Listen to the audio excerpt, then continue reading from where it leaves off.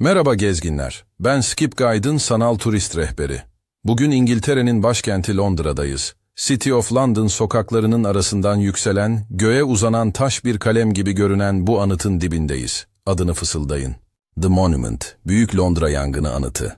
Yukarıdaki altın küre parlıyor, aşağıda taş basamaklar tarih gibi dönüyor. Hazır mısınız? Şehrin en zor gecelerinden doğan bir hafızaya birlikte bakıyoruz. Burası ne ve neden? Önemli. The Monument, 17. yüzyılın sonunda inşa edilmiş, oluklu dor düzeninde bir sütun. Yalnızca bir anma taşı değil, Londra'nın küllerinden nasıl kalktığını anlatan bir ders. Tasarımda bilim insanı ve mimar Robert Hooke ile Sir Christopher Wren'in ortak imzası var. Üstünde alevi simgeleyen altın küre yer alıyor. Yüksekliği tam 202 ayak, yani 61 metre civarında. Ve bu tesadüf değil.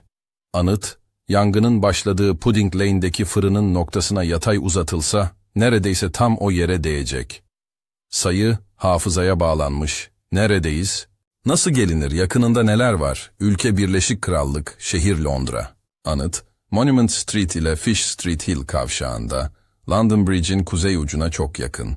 En rahat erişim, District ve Circle hatlarının buluştuğu Monument metro istasyonu. Bank istasyonu 5 dakika yürüyüş, London Bridge, üzerinden geçerek gelmek de keyifli bir seçenek. İskeleden gelmeyi sevenler için Tower ve London Bridge City iskeleleri kısa yürüyüş mesafesinde.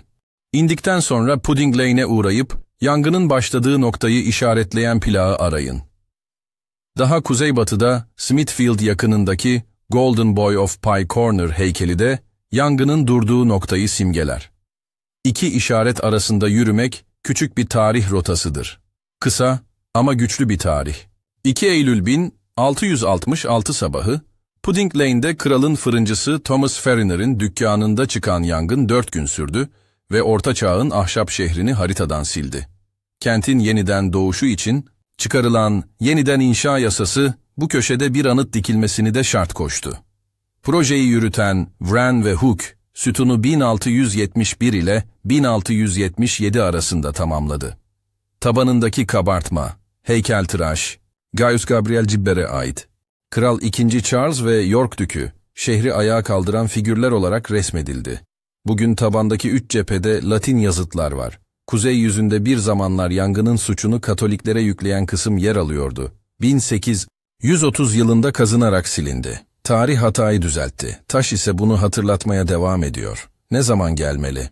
Anıt her gün sabah 9.30'dan öğle 1'e, öğleden sonra 2'den akşam 6'ya kadar açık. Son girişler öğle 12.30 ve akşam 5.30'da.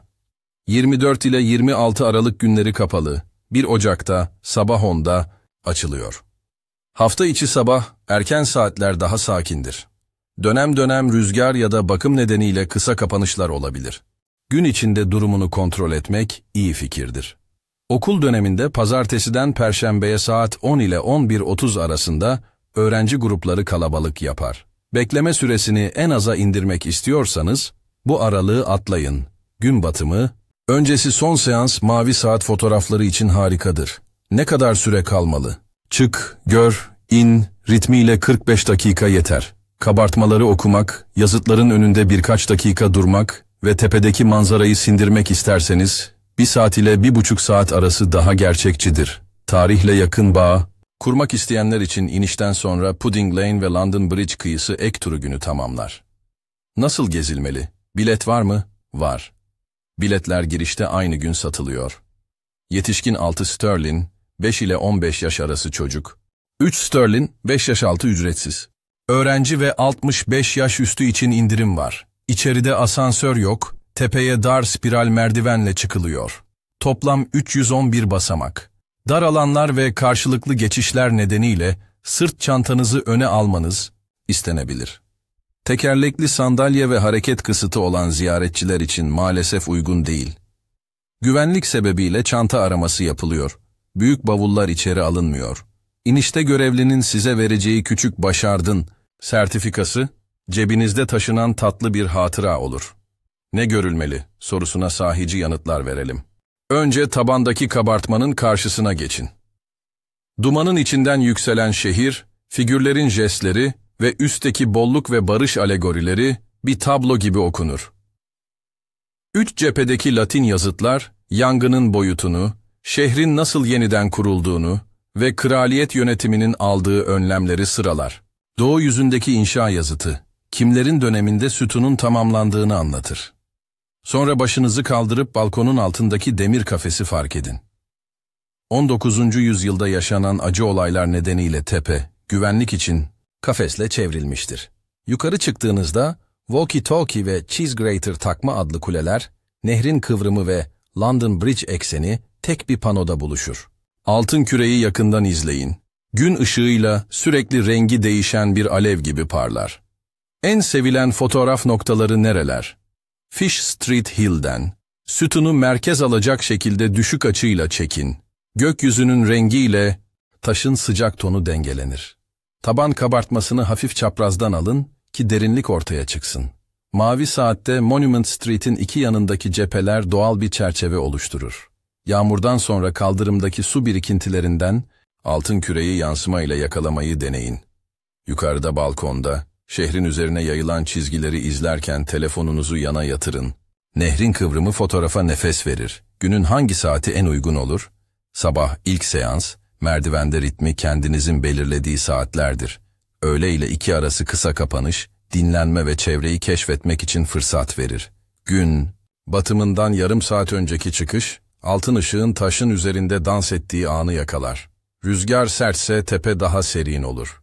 Bir ince kat iş görür. Kısa ama sıkı bir tarih yürüyüşü önerisi. Monument istasyonundan çıkın. Önce tabanda kabartmayı okuyun. Merdivenlere girip 311 basamakta ritmi tutun. Balkonda bir tur atıp güneyde London Bridge'e, batıda St. Paul's'ın kubbesine, kuzeyde bank çevresine göz gezdirin.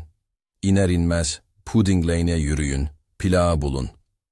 Vaktiniz varsa Smithfield yönünde Golden Boy of Pie Corner'a uzanıp yangının başlangıç ve bitiş noktalarını tek yürüyüşte bağlayın. Dönüşte nehir kıyısından kısa bir molayla günü kapatın. Ne zaman, nasıl doğdu? Merakına biraz daha derin bir cevap. Anıt, 1671 ile 1677 arasında St. Margaret New Fish Street Kilisesi'nin yerine dikildi. Bu kilise yangında yanan ilk ibadet yeriydi. Wren ve Hook tasarımı yalnız anıt değildir. Sütunun içindeki boş şaftı ve zemindeki küçük laboratuvarı kullanarak dönemin merak ettiği sarkaç ve yerçekimi deneylerini yapmayı da amaçladılar.